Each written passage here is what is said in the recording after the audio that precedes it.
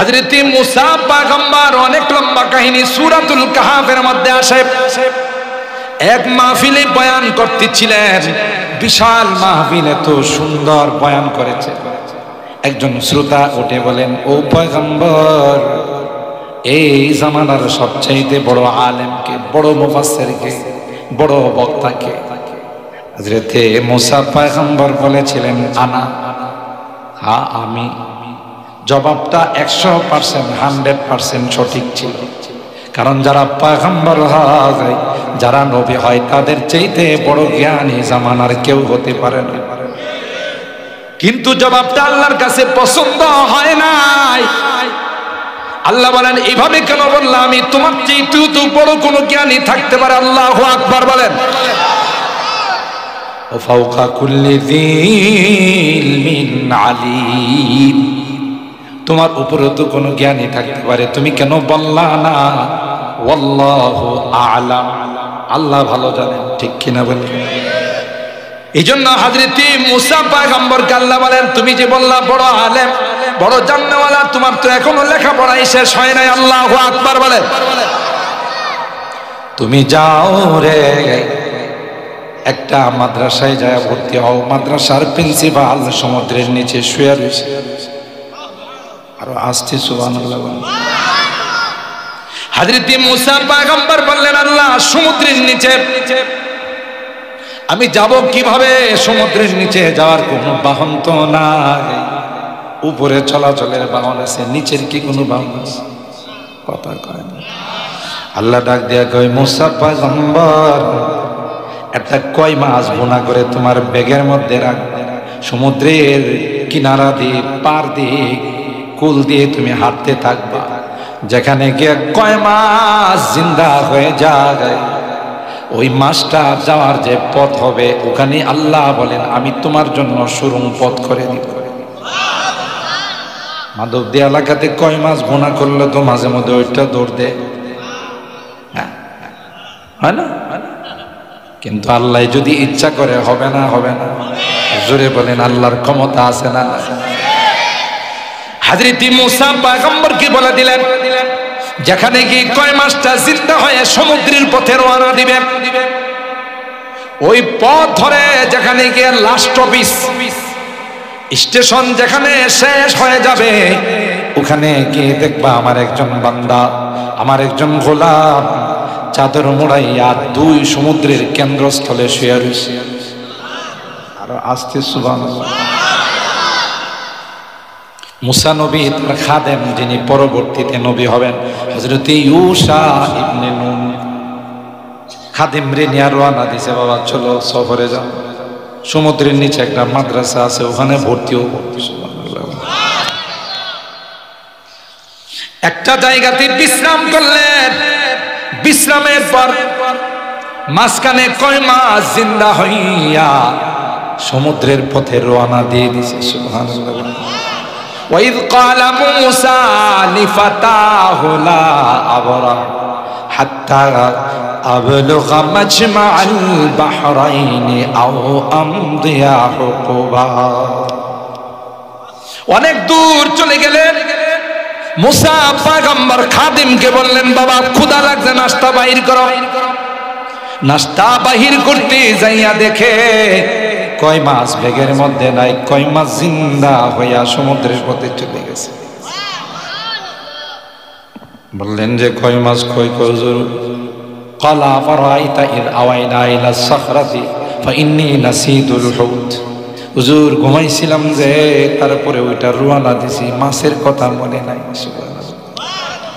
হযরত মুসা পয়গম্বর খাদিমকে নিয়ে পিছনের দিকে আইসা দেখি কয় মাছ সমুদ্রের যে পথ দিয়ে চলে গেছে। ফাত্তাখাযা সাবিলাহু ফিল বাহরি সারাবা। আল্লাহ তাআলা ওই রাস্তাটাকে সুরং পথ করে সুরক্ষিত করে রেখে দিয়েছেন। আলি ইব্রাহিম ইন্নাকা হামিদুম মাজিদ। আশপাশের পয়েলটা সরাই দিতে হবে, একবারে দূরে, এখানে রাখাই যাবে না।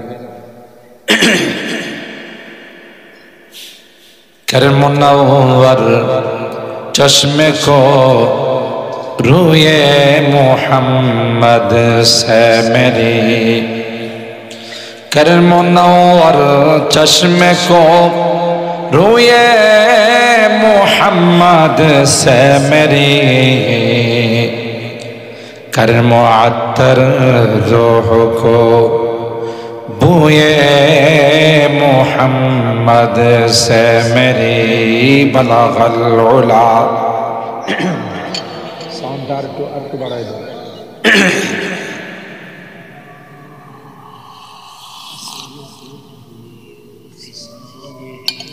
सल्लो अलैहि व आलिहि, दे मुझे इश्क़ मुहम्मद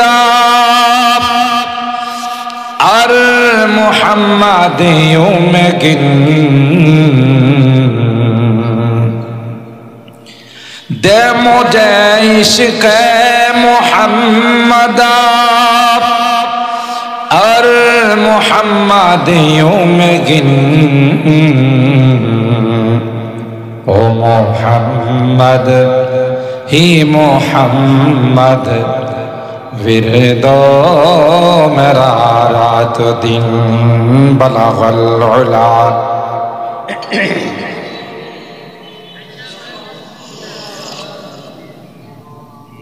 हसनत जमीउ खिसालिही सल्लो अलैहि व आलिहि,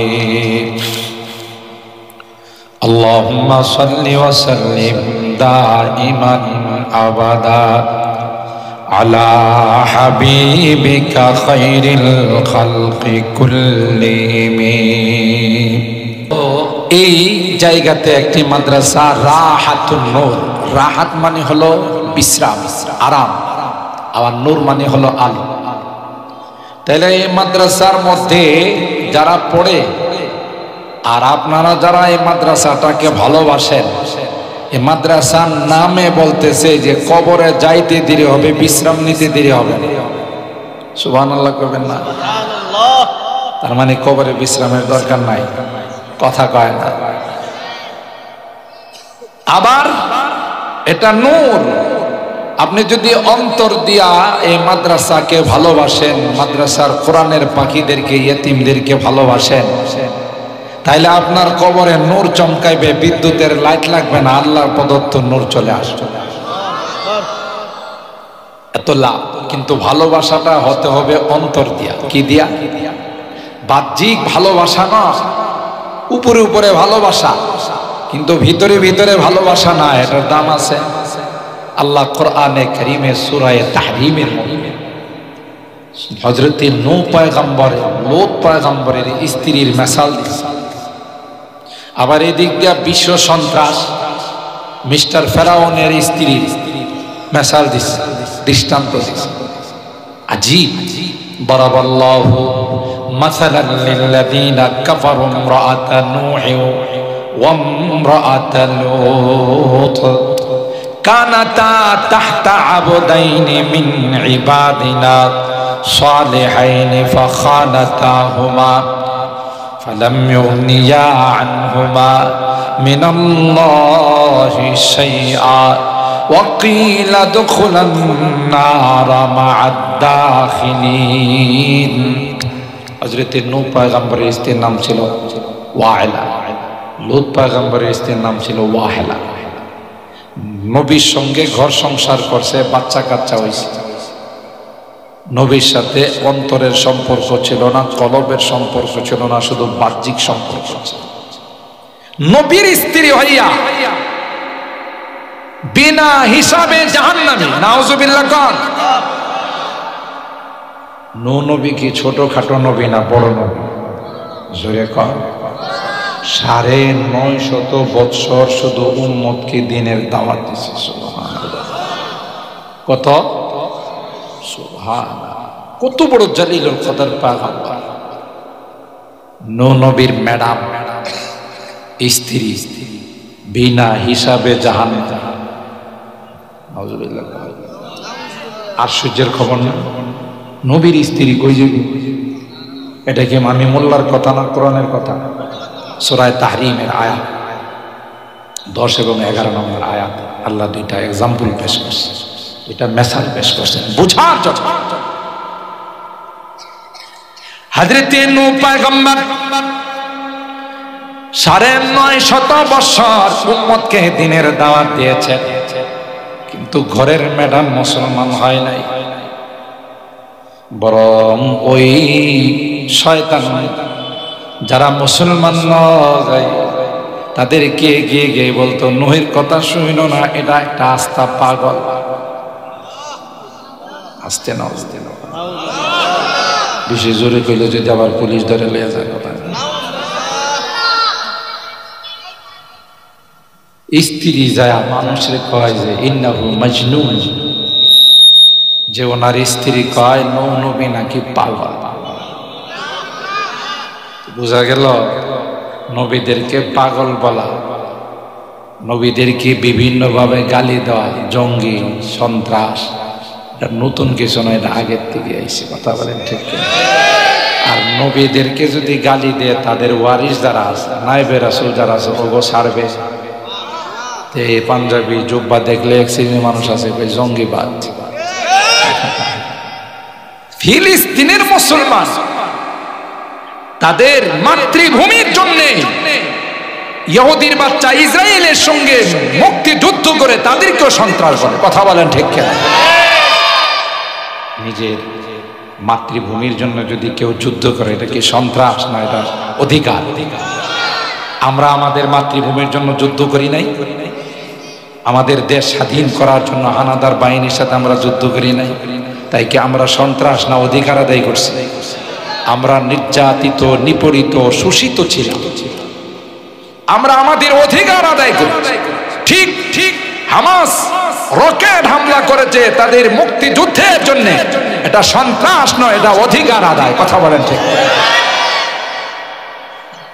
তো যারা নবীর ওয়ারিস যারা আছে, নায়েবে রাসূল যারা আছে, এদেরকে দেখবেন এক শ্রেণীর মানুষ এই যে মৌলবাদ, জঙ্গিবাদ, সন্ত্রাস। কথা কোন ঠিক? হায় হায় বুঝলো না, কপাল পোড়া। কাদেরকে জঙ্গিবাদ, কাদেরকে সন্ত্রাস?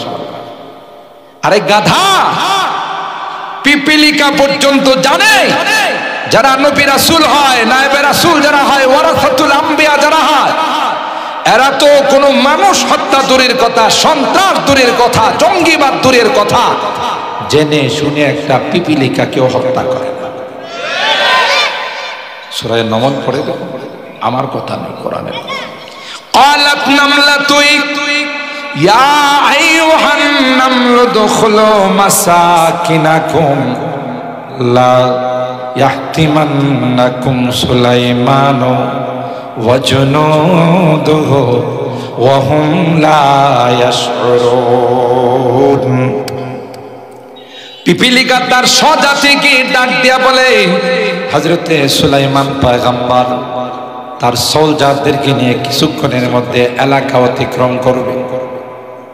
তোমরা যদি মাটির উপরে থাকো, তোমরা যদি তোমাদের গর্তের ভিতরে ঢুকে না যাও, তাইলে কিন্তু পয়গম্বরের পায়ের নিচে পড়ে মারা যাবে।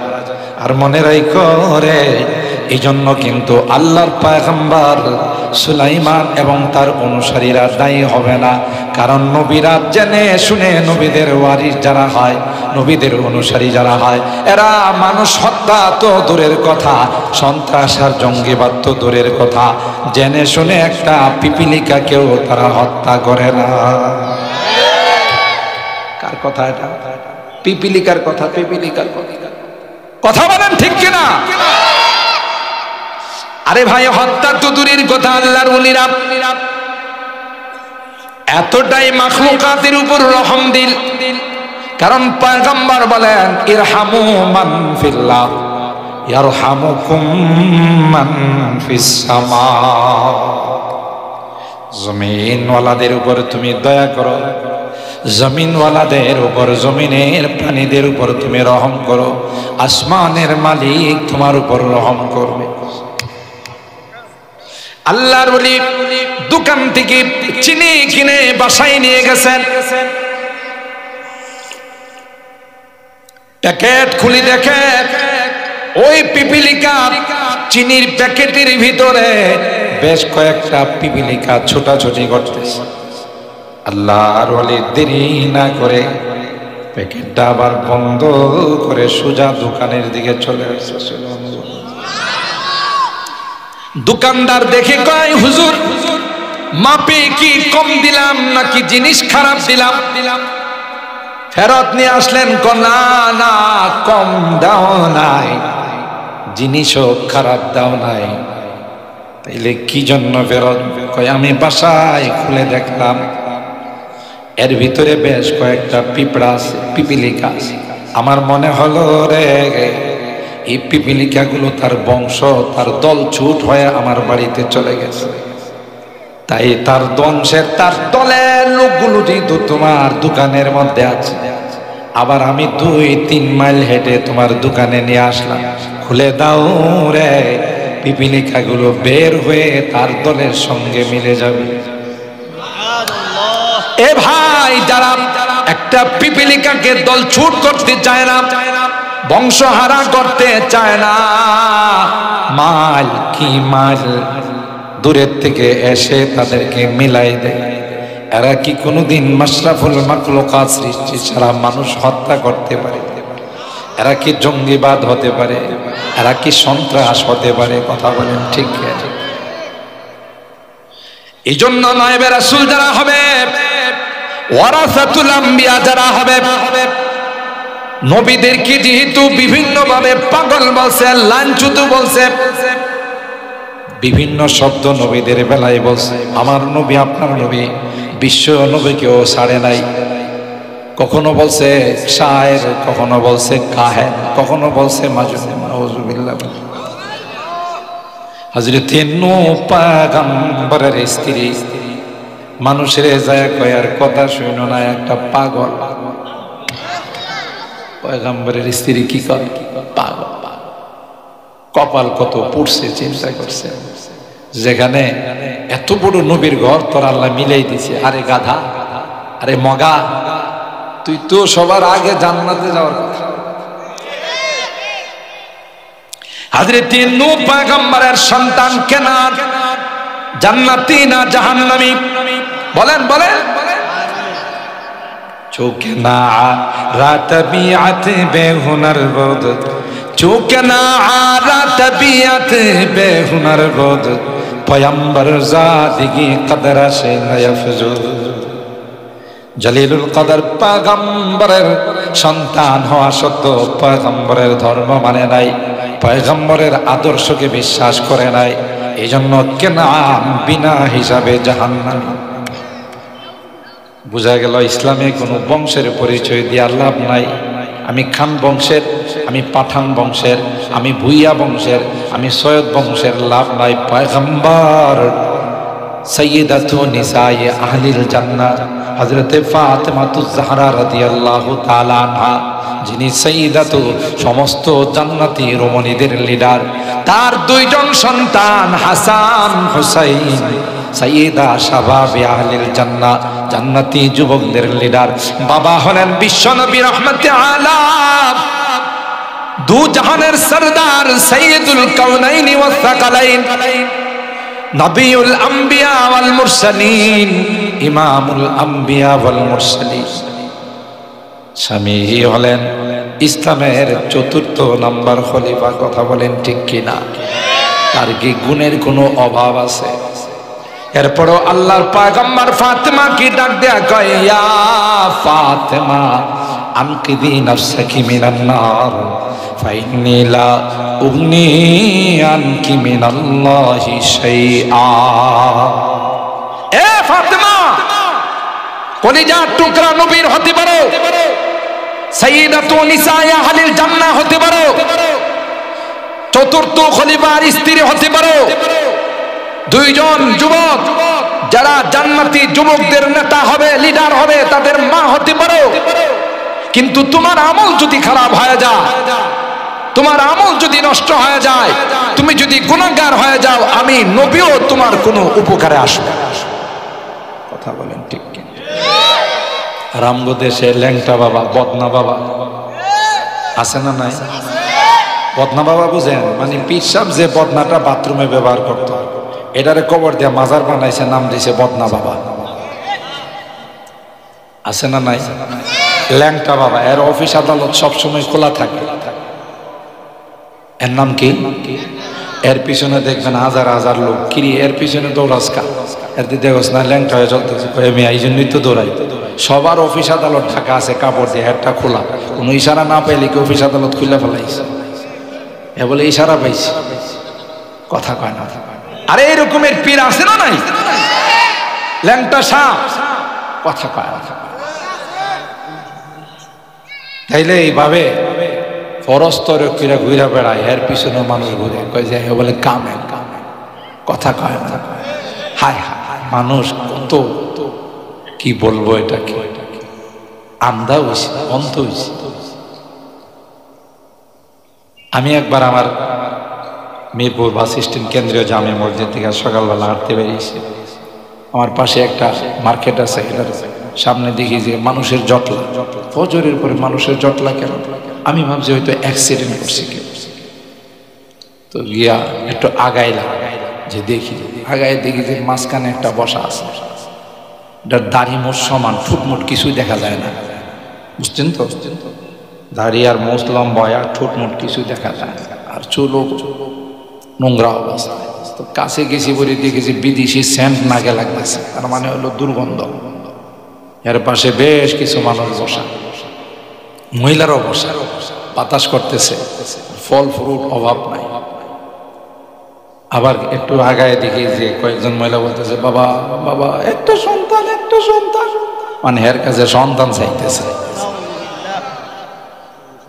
আমি কই যে হায় হায়, কই কি রে? আমি একজন যে গেলাম, কেডা? উনি কে? উনি কামেল। কামেল তো বোঝাই যাইতেছে যে সেন্ট আসতেছে। উনি কি গোসল টোসল করে না? বছরে একবার গোসল করে। এই জন্যই তো ইনটেক সেন্ট বাইরিতেছে। একটা মানুষ যদি বছরে একবার গোসল করে, হের কাছে যাওয়া যাব, হনুমানের গন্ধ থেকে আরো বেশি খারাপ গন্ধ বেরিব। কথা বলেন ঠিক কিনা? তা আমি বললাম, এবার কি মাঝখানে কোনো নাপাক টাপাক হয় না? হইলো নাপাক, এটা উইরা লাগা। কথা বুঝছেন? নাপাক হইলে বলে কি হয়ে যায়? এটা উইরা চলে না। তা আমি বললাম, তো কামেল কেমনি হইলো? কামনে এখন ওখানে দেখছেন, এখানে আপনার ঢাকা, একটু করে দেখবেন চট্টগ্রাম। আমি বললাম যে ইবলিসরে এখন এখানে দেখছেন, একটু করে সৌদি আরব। আমার হ্যাঁ কি কইলেন? না, কামেল যদি ওরাল দিলে কামেল হয়, তাহলে ইবলিস তো এর সাথে বড় কামেল। কথা কয় না? আমি বললাম যে ইবলিস তো আরো বড় কামেল। মানুষ কত বড় বেকুব, এক গোসল করে না, গায়ে গন্ধের কারণে দেওয়া যায় না, এ বলে কামেল। এর কাছে গিয়ে কি চাইতেছে? যারা ওর কাছে সন্তান চাইতেছে, ওর ইমান আছে না গেছে? সন্তান দেওয়ার মালিককে, ছেলে দেওয়ার মালিককে, মেয়ে দেওয়ার মালিককে, সব কিছুর মালিককে, সুখ দুঃখের মালিককে। হায় হায়, এরকমের ধোঁকাবাজ সমাজের মধ্যে অভাব নাই। কথা বলেন ঠিক কিনা? আর জাতি তো আমরা বাঙালি শুধু শর্টকাট পছন্দ করি, কোনো লং কিছু করে যাব না, শর্টকাট কিছু আছে। ওই সকল বন্ধরা এই সুযোগটা নেই। আমার কাছে মরি দিলে নামাজ নাই, রোজা নাই, আল্লাহ নাই, বিল্লাহ নাই, শুধু পাতলা মাল নেয়া দেখা করবা, তাই লইস। পাতলা মাল বুঝেন তো? এটা দিলে বলে চলবে। কি হয়েছে, কেমনে চলবে? তোমার ফুল সেরাতের দায়িত্ব নিয়ে আরো আসতে না, অজুবিল্লাহ, ফুল সেরাতের দায়িত্ব নিছে, যা আছে সব দিয়ালাম। কথা কয় না? তো মরিদের দাওয়াত দিছে, পিসাবের মাঝে মধ্যে মরিদের দাওয়াত দেয় না, মরিদের বাড়িতে যাওয়া লাগে, জমিনের আইল। আর আইলের অবস্থা তখন 12টা বাজে, আর আধা ঘন্টা বেশি বাজে। কথা বলেন ঠিক কিনা?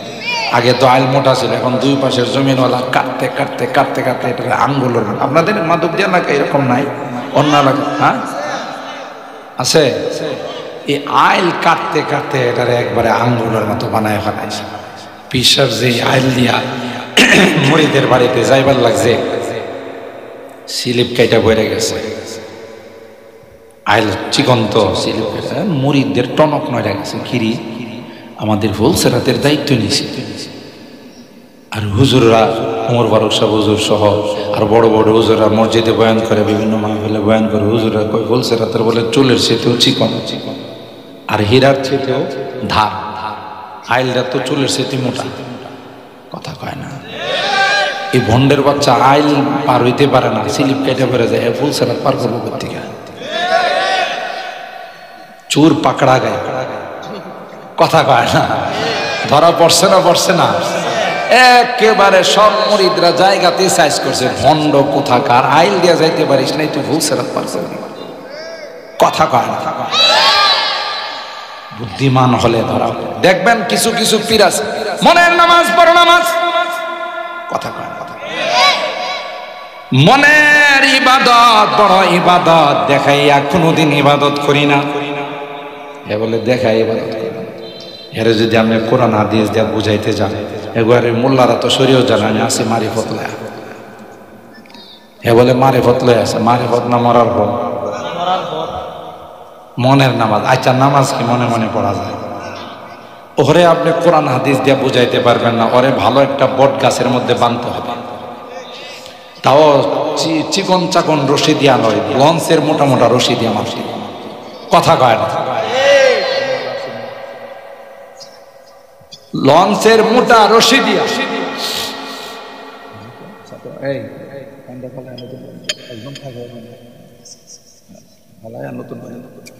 মুহতারাম হাজিরিন, বুঝার জন্য বলছি, এটা আমার কথা নয়। আল্লাহ নবী বলেন কিয়ামতের পূর্বে দাজ্জালের আবির্ভাব হবে। এই দাজ্জালের চেলাদের আবির্ভাব হবে ঈমানের ডাকাত। কথা বলেন ঠিক কিনা? আমার আপনার ঈমান ডাকাতি করার জন্য আসে। তো এখন এর যদি আপনি কোরআন হাদিস দিয়ে বুঝেন, কয়েন মিয়া রাখেন আমরা আছেন শরীয়তে, আমি তো এটা পার হইয়া এই ক্লাস লেখাপড়া করে আরেক ক্লাসে উঠে গেছে, এটা হলো মারিফত। হ্যাঁ শরীয়ত মানে না, মারিফত। আচ্ছা কন্ত কোনোদিন দুধ ছাড়া কি ঘি হয়? তো শরীয়ত আর মারিফতের সম্পর্ক হলো দুধ আর ঘিয়ের মতো। দুধ ছাড়া যেমন ঘি হয় না, শরীয়ত ছাড়া মারিফত হয় না। কথা কয় না। হ্যাঁ বলে শরীয়তের ক্লাস পাশ করে মারিফতের ক্লাসে গেছে। এর করতে কি করতে হবে জানেন? ওরা সকালবেলা ভালো করে খাওয়া দাওয়া করে বট গাছে বাঁধতে হবে। দুপুরের সময় যখন ওর ক্ষুধা লাগবে তখন চিল্লাবে, এই ক্ষুধা লাগছে খানা দাও।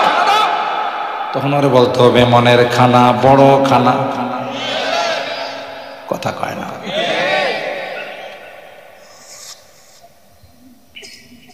যদি কয় ভাই ক্ষুধা লাগছে কেন ভাই, তুমি কি সকালবেলা খাও নাই? মনের খানা বড় খানা, ঠিক কিনা বলি? যেইসা কুকুর এসা, যেমন মুরিদের স্ত্রী পীর সাহেবের জন্মে শিক্ষা দিছিল, পীর সাহেব মুরিদের বাড়িতে যায় উজু করতেছে। কথা বুঝছেন কিন্তু ভালো, উজু করতেছে। উজু করার এক ফাঁকে হঠাৎ করে লাঠি হাতে নিয়ে কহস, সবাই অবাক। খিরি এনে কোনো কুকুর নাই, বিড়াল নাই, মোরগ নাই, কিছু নাই। হে তারাই লুকি। বুঝতেছেন কথা? উজু শেষ হয়েছে পরে একজন মরিদ কো, খাজা বাবা, গাঞ্জা বাবা, কেবলা বাবা, হ্যাঁ আপনি কি তাড়াইলে? আমরা তো কিছু দেখব না। তোদের কি মারিফতের চোখ আছে? না বাবা, না বাবা নাই। আমি যখন উজু করতেছিলাম তখন খানায় কাবার ভিতরে কুকুর ঢুকতেছিল। আসতে না অজুবিল্লা কোন আসতে না। ভণ্ড কি দেখছে? আপনারা যারা হজ উমরা করছেন, যারা জান না এরা করতে পারে, কাবা শরীফের দরজাটা কি উঁচা না নিচা? দেখেন না ছবির মধ্যে? যারা জান নাই তারা তো লাইভে ছবিতে দেখেন অনেক উঁচা, হাত দেওয়া নাগাল পাওয়া যায়। কাবা শরীফের ভিতরে বলে কুকুর না, তাহলে কুকুরটা কত লম্বা হইব? কথা কয়। দুই নাম্বার হলো গোটা মক্কা আনাচে কানাচে তালাশ করলে একটা কুকুর পাবেন না। বিড়াল আছে, কুকুর নাই, ঠিক না? ওখানে কুকুর আইলো কেমন, আবার আইসে ওখানে ঢুকতেছিল, বাংলাদেশ থেকে হুশ করছে এটা গেছে কথা কয়। যেই কথা কইছে যারা অন্ধ বাবা মানে পায়ে পয়রা চুমু খাওয়া শুরু করছে, আরে বাপরি বাপ কেমন কামেল বাবা, বাংলাদেশ থেকে মক্কা শরীফের কুকুর তারা, বুঝেন নাই? অন্ধ যেগুলো এগুলো তো পায়ে পয়রা চুমু খাওয়া শুরু করছে, আরে বাপরি বাপ কামেল বাবা, গামজা বাবা। কথা বলেন ঠিক কিনা? মুরিদের বউ এই ঘটনা শুনছে। খানার যখন টাইম হয়েছে, সংক্ষেপে বলতেছে, খানার যখন টাইম হয়েছে, আগে তো মানুষের প্লেটের মধ্যে পোলাও দিত, সাথে করে একটা কই মাছ বোনা করে দিত, এটা আগে ভিতর থেকে দিয়ে দিত। তো সবাইরে প্লেটের মধ্যে একটা একটা করে কই মাছ দিতেছে আর পোলাও দিতেছে, পীর সাহেবের প্লেটটা দেয় না। আচ্ছা বলুন তো দেখি, পীর সাহেবের আগে যদি মুরিদরে দেয়, পীর সাহেবের ইগুতে লাগবে না লাগবে না? পীর সাহেবের মাইন্ডে লাগবে না লাগবে না? পীর সাহেব তো চোখ মুখ লাল করে, লাল ব্যাটারি করে বালাইছে, মুরিদরে কয় তার মানে আমার না দেয়া ওদের দিতেছ, তোর খবর আছে। মুরিদে তার বউরে কয় পীর সাহেবের প্লেটটা কয় এটা খানদানি প্লেট, সাজাইতে একটু দেরি হইতেছে। কথা কয় না? দেখি খানদানি প্লেট, এটা সাজাইতে দেরি হইতেছে। বই করছে কি, কয় মাছ দুইটা ভাতের নিচে ঢুকাইছে। কই ভাতের নিচে ঢুকাইয়া যখন প্লেট সাজাইয়া দিছে, পীর সাহেবের কাছে আসছে বড়, এখন মাথা আরো বেশি খারাপ, এত দেরি করে দিছে, আবার কই মাছ নাই। কথা বুঝতেছেন? এখন পীর সাহেব মুরিদরে কয়, আরে বাবা এত পোকা পড়ে। পীর সাহেব মুরিদরে কয়, বেয়াদব, একে তো আমার খানা পড়ে দিছে, তারপর কয় মাছ কই? কথা কয় না। মুরিদে তার বউরে কই, এই বেয়াদবি করলে কি লেগে আমার পীর সাহেবের কয় মাছ না? ও তোমার পীরে আমার বাড়ির বারান্দায় বসে মক্কার কুকুর দেখে আর ভাতের নিচে কই মাছ দেখে না। কথা কয় না? ভণ্ডামির আর জায়গা পায় না। হ্যাঁ, মক্কাতে কুকুর ঢুকে খানায় কাবাতে, এটা দেখে হাজার হাজার মাইল দূরে, আর সামনে প্লেটের মধ্যে একটা না দুইটা কই দিছি, ভাত ওটাও। মরিতে যায় ভাত উড়লে দেখে বড় বড় দুই কই মাছ। কই বাবা কই মাছ তুই ভাতের নিচে, আপনি কামে লইলেন, কই মাছ দেখেন না কুকুর দেখেন, তাহলে কুকুর মার্কা কামে লইছেন। কথা বলেন ঠিক কিনা? সব ভণ্ডামি, ইমানের ডাকাত। কথা বলেন ঠিক কিনা?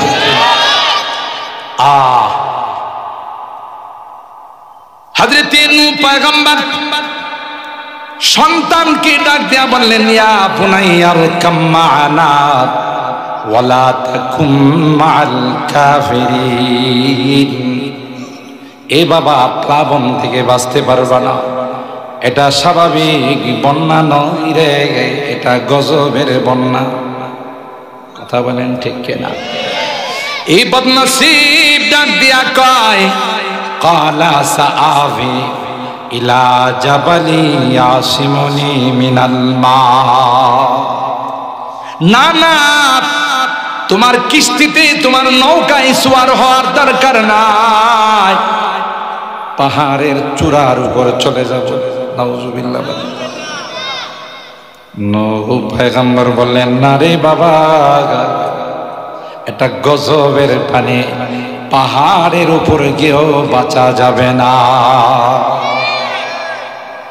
হযরত নূহ পয়গম্বর তার সামনেই ঢেউ আইসা কেনানকে যখন ডুবানো শুরু করে দিল, ক্বালা রাব্বি ইবনি লি মিন আহলিক ওয়া ইন্না ওয়াদাকাল হক ওয়া আনতা আহকামুল হাকিমিন। নূহ পয়গম্বর আল্লাহর কাছে বললেন, আল্লাহ এটা তো আমার সন্তান, তুমি না ওয়াদা করেছো আমার পরিবারকে তুমি বাঁচাইবা, তাইলে আমার সন্তানটা পানির মধ্যে ডুবে মারা যাচ্ছে। আল্লাহ পাক আসমান থেকে আওয়াজ দেয়া বলেন, ক্বালা ইয়া নূহ ইন্নাহু লাইসা মিন আহলিক ইন্নাহু আমালুন গায়রু সালিহ। না না না, নূহ, যদি তুমি তাকে সন্তান বলে ডাক দাও, সন্তান বলে যদি তাদের স্বীকার করো, নবুয়তের দফতর থেকে তোমার নামটা কর্তন করে দাও। আল্লাহু আকবার। এ ভাই, নবীদের সন্তান বংশের সন্তান হয় না। আল্লাহর হাবিব বলেন, কুল্লু মুমিনিন তাকিন নাকিন ফাহুয়া আলী। কিয়ামত পর্যন্ত যে সকল ঈমানদার আমার বান্দারা মুত্তাকি হবে, পরহেজগার হবে, কোরআনকে ভালোবাসবে রে, কোরআনের পাখিদেরকে ভালোবাসবে, আমার দ্বীন আর সুন্নতকে ভালোবাসবে, নবী কয় এরাই হলো আমার পরিবারের সদস্য। আর জোরে কোন সুবহানাল্লাহ। এ ভাই যে কথা বলতেছিলাম, পয়গম্বরের ঘরে থাকে, পয়গম্বরের সংসার করে, বাহ্যিক মহব্বতের ভালোবাসার কোনো অভাব নাই, কিন্তু কলব দেয়া মহব্বত করে নাই। কথা কয় না, জান্নাতি না জাহান্নামী, কোরআনে আল্লাহ বলেন।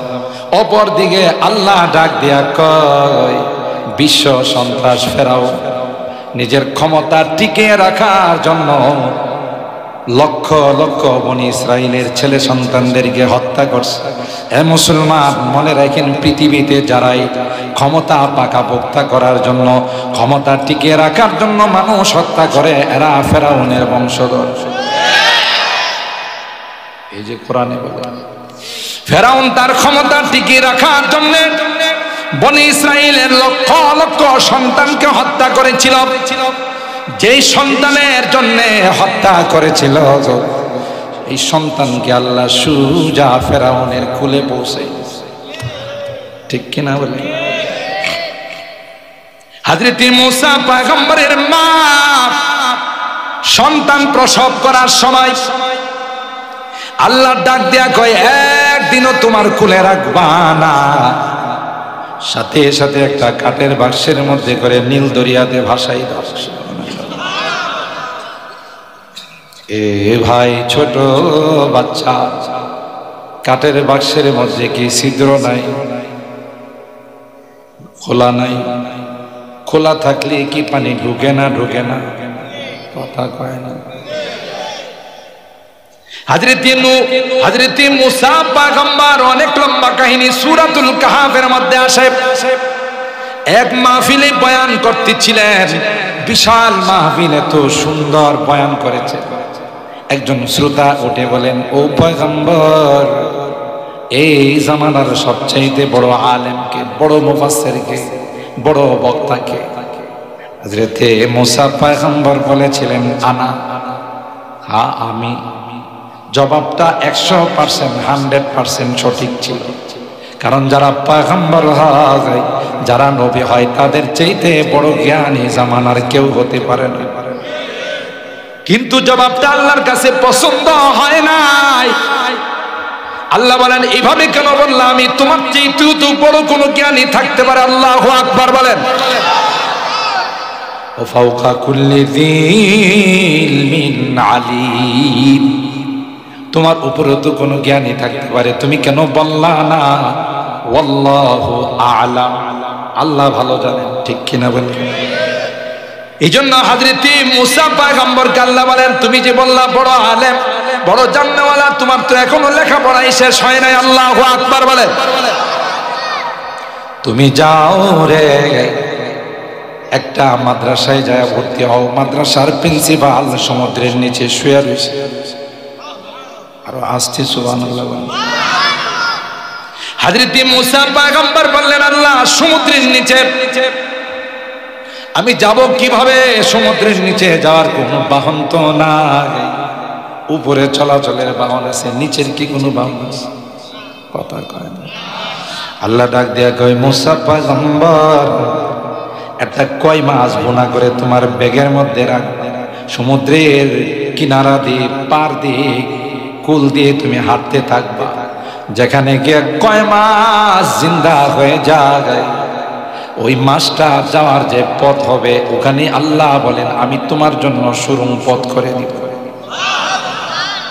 মাধবদী এলাকাতে কয় মাছ বোনা করলে তো মাঝে মধ্যে ওইটা দৌড় দেয়, হয় না?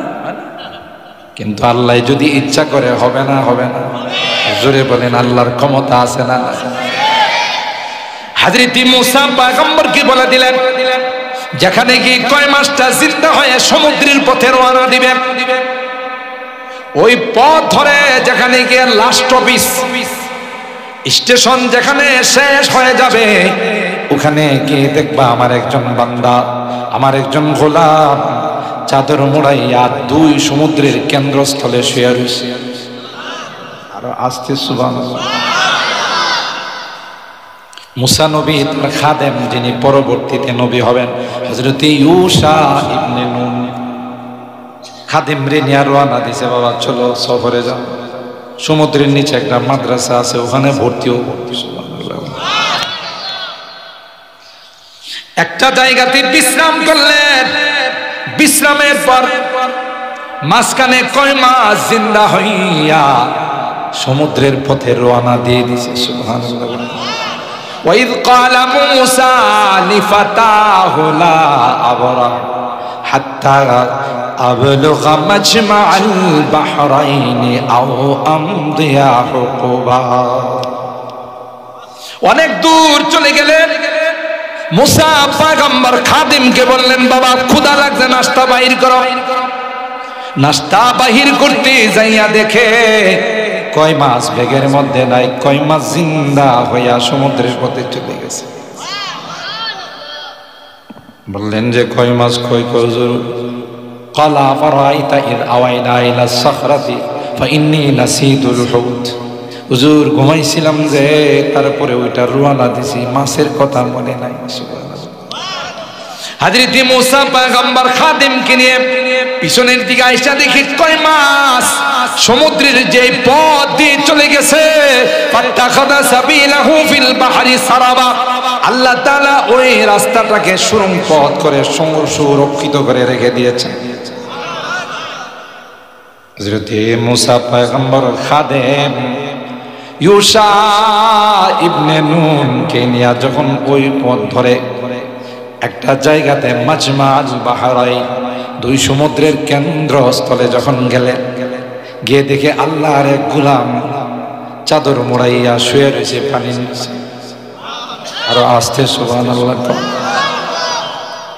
হযরত মুসা পয়গম্বর কে বললেন, আসসালামু আলাইকা ইয়া আবদাল্লাহ। এ আল্লাহর গোলাম, তোমার উপর সালাম। হযরত মুসা পয়গম্বরের সালাম শোনার পর চাদর খুলে তাকে দেখে নাই, চাদরের ভিতর থেকে কয় ওয়া আলাইকাস সালাম ইয়া মুসা নবী আল্লাহ। মুসা নবী বলেন, হুজুর জীবনে কোনোদিন আপনার সঙ্গে আমার দেখা হয় না, কোনো পরিচয় নাই রে। আপনি কি করে জানলেন আমি যে বনে ইসরায়েলের পয়গম্বর মুসা? আমি যে এখানে শুয়ে রয়েছি তোমারে কে কইছে? কয় আল্লাহ কইছে। ওই আল্লাহ ফোন দিয়ে আমারে জানাই দিয়েছে। ওই আল্লাহ আমাকে ফোন দিয়ে বলে দিয়েছেন যে তোমার কাছে মুসা নবীকে পাঠাচ্ছি, তুমি তাকে কিছু শিক্ষা দিয়ে বিদায় জানাইও। তাই তো আমি লোকেশন নিয়ে আসছি। সেই আল্লাহ আমাকে বলছে, তাই তোমার পরিচয় দেওয়া লাগবে না, এখানে কেউ কুদরত ছাড়া আসতে পারবে না। সুবহানাল্লাহ। হযরত মুসা পয়গম্বর আবদার করলেন, ক্বালা হাল আত্তাবিউকা আলা আন তুআল্লিমানি মিম্মা উল্লিমতা রুশদা। হুজুর আপনার মাদ্রাসায় আমারে ভর্তি করবেন? সুবহানাল্লাহ। দেখেন কুদরতি কারবার। হযরতে খিজির আলাইহিস সালাম, ওই আল্লাহর বান্দা যিনি মাদ্রাসার প্রিন্সিপাল, উনি বলতেছেন, ইন্নাকা লান তাস্তাতিয়া মাইয়া সাবরা। না রে বাবা, তুমি আমার মাদ্রাসায় ভর্তি হয়ে পড়তে পারবে না। মাদ্রাসার নিয়ম কানুন অনেক কড়া। 1 নম্বর শর্ত হলো মোবাইল ব্যবহার করা যাবে না। কি শর্ত? আর মোবাইল যদি ব্যবহার না করতে পারে ছাত্ররা দরকার লাগলে লেখাপড়া করো না, তবু মোবাইল ছাড়ো না। এই যে 1 নম্বর শর্ত হইলো মোবাইল ব্যবহার করা যাবে না। 2 নম্বর শর্ত হইলো বাইরে ঘোরাফেরা করা যাবে না। 3 নম্বর শর্ত হইলো কোনো প্রশ্ন করা যাবে না। হাজার হাজার শর্ত পিছনের মধ্যে লেখা দিছে ফরমে। দেখো বাবা এটি পড়া মানতে পারবা কেন? মুসা আলাইহিস সালাম শেষে সিগনেচার করে কয়, সজ্ঞানে কাহারও বিনা প্ররোচনায় আমি সবগুলো মেনে নিলাম। দেখছেন কুদরতে কারবার। আপনার আবার কইেন না যে এই কিসসা পাইলো কই, এটা কোরআনের কথা। সুবহানাল্লাহ। ভর্তি করছে মুসা নবীর কয়, চলেন একটু সফরে যাই। সমুদ্র পথে সফর করতেছে, এক জায়গায় একটা নদী আসছে, এটা পার হওয়া লাগবে। এক নৌকাওয়ালা হুজুর দেখছে, দৌড়ায় আসছে। হুজুর খিজির আলাইহিস সালাম চিনে আগে থেকে, সমুদ্র এলাকায় বসবাস করে, তো হুজুর উঠেন উঠেন। ওনাদেরকে হযরতে মুসা, খিজির আলাইহিস সালাম, ইউশা ইবনে নুন তিনজনকে নদীর এই পার থেকে ওই পারে পার করে দিছে। পার করার পরে নৌকাওয়ালা পার করলে কিছু পয়সা দেওয়া লাগে না? কথা কয় না। পার করার পর খিজির আলাইহিস সালাম পকেট থেকে যখন কিছু পয়সা দিতে চাইলেন, নৌকাওয়ালা কয় হুজুর মাফ করেন, শরম দিয়েন না, আপনারে পার করে পয়সা নেব আমি, হুজুর একটু দোয়া করেন। এমন অনেক অটোওয়ালা আছে, রিক্সাওয়ালা আছে। মসজিদের ইমাম সাহেব হুজুরকে দেখলে, রাহাতুন নূর মাদ্রাসার হুজুরকে দেখলে পয়সা দিতেছে, হুজুর আপনি দোয়া করেন, পয়সা লাগবে না। কথা ঠিক কেন আছে না? না। আবার উল্টো আছে, এমন রিক্সাওয়ালা আছে, এমন অটোওয়ালা আছে, 10 টাকার ভাড়া আপনার কাছে 30 টাকা চাই। কিরে বাবা, এখন তো 10 টাকার ভাড়া, 30 টাকা চাই লাগে, পোড়ায় উঠলেন না গেলে? কথা কয়। তাই বলে তুমি 10 টাকা বেশি নাও, হুজুর বেশি দেন, আপনাদের পয়সা হালাল, দেখি আল্লাহ হেদায়েত করে কিনা। কথা কয় না। হুজুরদের পয়সা কি হালাল, এই জন্য একটু বেশি নেওয়ার চেষ্টা করে, যা আছে ভাড়া তার থেকে তো দ্বিগুণ নেওয়ার চেষ্টা করে। আরে হযরত আনসারী রাহিমাহুল্লাহ নাম শুনছেন না? বিশ্বনন্দিত মুফাসসির কোরআন হযরত হাফেজ জুবায়ের আহমদ আনসারী রাহিমাহুল্লাহ সুন্দর করে বলতেন, আমি একবার আমারে বলতেছে, একবার এক মাহফিলে গেছিলাম, মাহফিল শেষ করে যাওয়ার পথে ডাকাত দল ধরছে, আটকাইছে গাড়ি, আটকা হুজুর যা আছে দিয়া দেন। হ্যাঁ হুজুরকে তোমরা এই কাজ করো কেন? হুজুর কি করবো, পেটের দায় এগুলো করি, তো দিয়ে দিছে। এবারে এক ডাকাতে কইতেছে হুজুর আপনার ঘড়িটা কই? তো হুজুর কয় আমার যে ঘড়ি আছে তুমি জানো কেন? হুজুর আপনি বয়ান করার সময় যে হাত লাড়া দিয়েছেন ঘড়িটা চকচক করছে। বয়ানের সময় যে হাত নাড়া দিছেন আমি দূরের থেকে দেখছি, গোল্ডেন কালারের ঘড়ি, আমার কাছে খুব সুন্দর লাগছে, ঘড়িটা দিয়ে দেন। হুজুর কয় তুমি তাহলে বয়ান আছে? হুজুর আখিরি মোনাজাত করে আইছি। মানে বয়ান শুনছে, মোনাজাত করে আসে, এরপরে হুজুর একটু আগে ভাগে চলে আসছি, কারণ জানি আপনার পয়সা হালাল, আমাদের কিনে আল্লাহ হেদায়েত দেয়, লাগে কিছু পয়সা দিয়ে দেন। কারবার দেখছে? তো হযরতে খিজির আলাইহিস সালাম পয়সা দিবার চাইলেন, নেয় নাই। করছে কি, নৌকার মধ্যে ছোট্ট একটা কোড়াল ছিল, খিজির আলাইহিস সালাম কোড়ালটা নিয়ে একটা তক্তা খুললা ফেলাইছে। সুবহানাল্লাহ। কালা খারাফতাহা লিতুগরিকা আহলাহা লাকাদ জিতা শাইআন নুকরা। হযরত মুসা পয়গম্বর লুকমা দিলেন, হুজুর কামটা ঠিক করলেন না।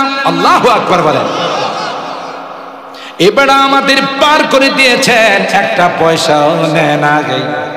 কত বড় আমাদের প্রতি ভালোবাসা দেখাইছে, বদলাটা কি আপনি কাঠটা খুললা দিলেন।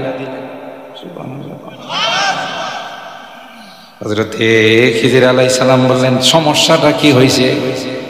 কই কাঠ খুলছেন, এটা কি আর নদীতে চালাইতে পারো? এটার ভিতরে পানি ডুববো, ডুববা যাবে।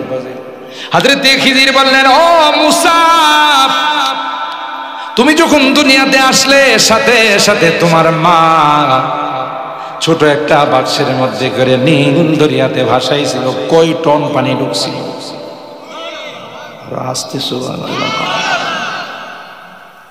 তোমার মা যখন তোমাকে নীল দরিয়াতে ভাসাই দিয়েছিল, তখন তোমার বাক্সের মধ্যে কি কোনো পানি ঢুকছিল? না। মুসা আলাইহিস সালাম মাথায় হাত দিয়ে কয়, আমার ছোটকালের খবর এ বেটা জানে কেন? ছোটকালে মা আমাকে বাক্সের মধ্যে ভাসাই দিয়েছিল, খবর তো তিনি জানে। বললেন, হুজুর আপনি খবর জানেন? কই আল্লাহ জানাইছে। সুতরাং যদি ওই বাক্সের মধ্যে পানি না ঢুকে, কারণ পানি পৃথিবীর কোন মানুষের গোলাম নয়, যিনি নৌ পরিবহন মন্ত্রী আছেন তার গোলাম। মন্ত্রীর কথা মতো পানি চলে, কথা কার গোলাম? আবো আতিশ খাকো বাদ বান্দা পেশে মা তু মুর্দাবা হক জিন্দা। কবি ডাক দেয়া বলেন, এগুলো আমাদের কাছে নিষ্প্রাণ মনে হয়, বাতাসের কোনো প্রাণ মনে হয় না, আগুনের কোনো প্রাণ মনে হয় না, মাটির কোনো প্রাণ মনে হয় না, কিন্তু আল্লাহর অর্ডার দিতে দেরি হবে, গোটা পৃথিবীকে শেষ করতে দেরি হবে। কথা বলেন ঠিক কিনা? ইন্টারন্যাশনাল হারামজাদা নমরুদ, কথা বলেন ঠিক কিনা? এই ইন্টারন্যাশনাল হারামজাদা নমরুদ ইব্রাহিম খলিলুল্লাহকে জ্বালানোর জন্য আগুন ধাও ধাও করে জ্বলতে, উপরে দিয়ে কোনো পাখি গেলে ভুনা হয়ে পড়ে যাইতো, ঠিক কিনা বলে? চরখা দিয়ে দূরে থেকে ইব্রাহিম খলিলুল্লাহকে ফালাইছে। আল্লাহ পাক আগুনকে ডাক দিয়া বলে দিলেন, কুলনা ইয়া নারু কুনি বারদাও ওয়া সালামান আলা ইব্রাহিম। এ আগুন, তোমার কাছে কিন্তু আমার খলিল মেহমান হয়ে আসতেছে, সাবধান।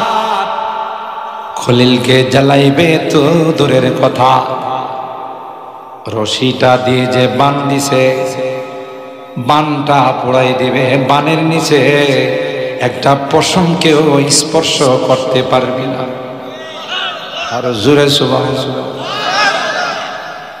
হযরত ইব্রাহিম আগুনের মধ্যে গেলেন, আগুনকে আল্লাহ তাআলা ফুল বাগিচা বানাই দিলেন। আল্লাহু আকবার বলেন। আগুনে কার কথা শুনে?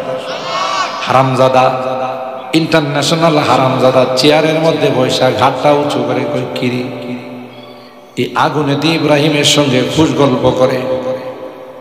ইব্রাহিম আলাইহিস সালামের আগুন কই, হুজুর অনেক কষ্ট হয়েছে, কোল্ড কফি খাবেন না হট কফি খাবেন?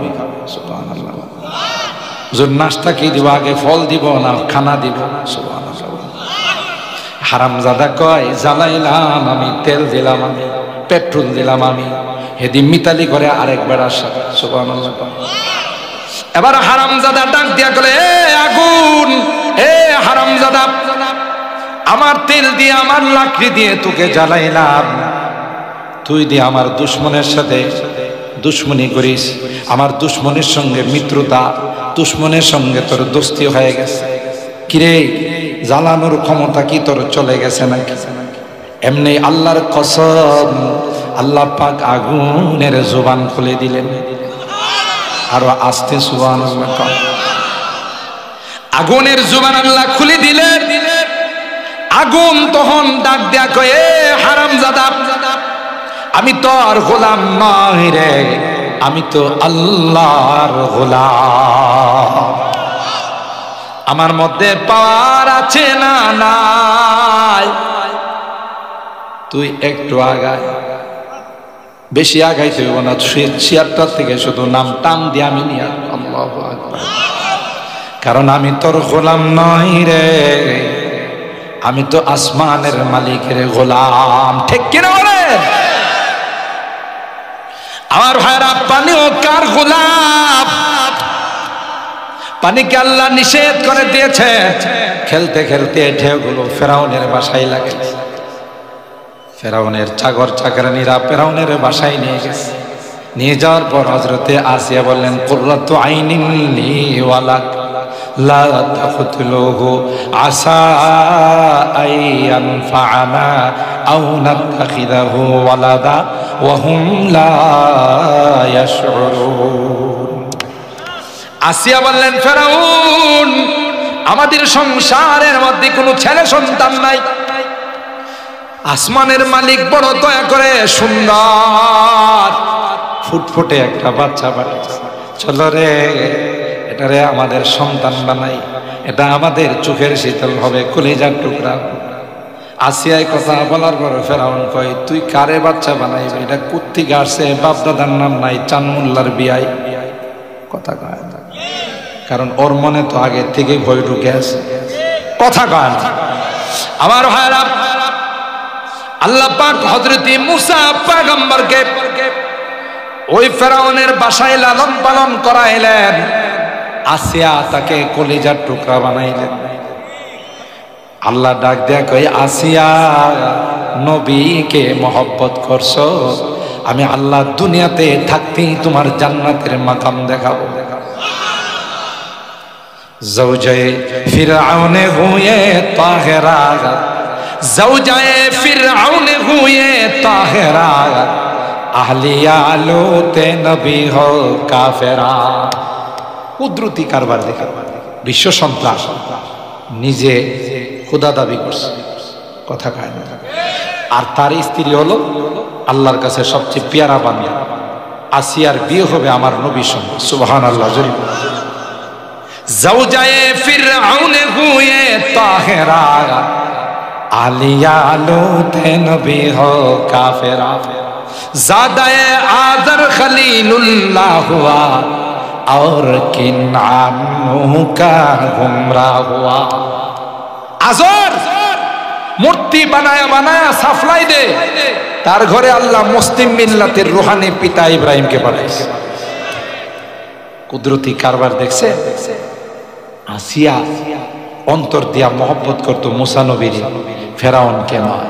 এই জন্য ফেরাউন যখন আসিয়াকে শাস্তি দেওয়ার সিদ্ধান্ত নিল, তখন আসিয়া আল্লাহর কাছে বললেন, আল্লাহ আমি মানুষের সামনে বেইজ্জত হতে চাই না, ও আমাকে শাস্তি দেওয়ার আগে আমাকে জান্নাতে নিয়ে যাও। আল্লাহ আসিয়ার দোয়া কবুল করে দুনিয়ার জমিনে আল্লাহ আসিয়াকে জান্নাতের মাকাম দেখাইছে, সুবহানাল্লাহ।